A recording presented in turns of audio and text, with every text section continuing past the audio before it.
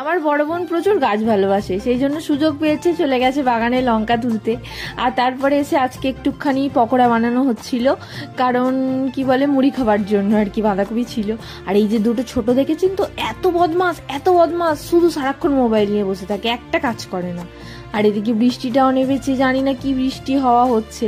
তো বৃষ্টি হচ্ছিল বলে আমরা স্নান টান করে একটুখানি তাস খেলতে বসেছিলাম। হ্যাঁ, আমাদের এগুলো চলে আর কি। তো মানে একজন হেরে যাচ্ছিল, আমি তার নামটা বলবো না, সেজন্য আমরা তাকে রাগাচ্ছিলাম। আর তারপরই আবার বিকেলবেলা বোনেরাই বৃষ্টির মধ্যেই বাড়ি চলে গেল। এত মন খারাপ করে না, চলে গেলে পুরো বাড়িটা ফাঁকা ফাঁকা হয়ে যায়। তো ওদেরও একটু পড়াশোনার প্রেশার ছিল সেই জন্য।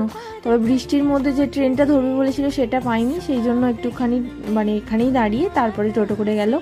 আর ওদের যাওয়ার কিছুক্ষণ বাদে কাকাও বেরিয়ে পড়লো, কারণ বৃষ্টি হচ্ছে, আবার যদি খুব বেশি বৃষ্টি হয় আর যেতে পারবে না। এরপর আবার কালী পুজো আসবে, ততদিন মানে 10-15 দিন বোধ হয়, একটু ওয়েট করে নিই।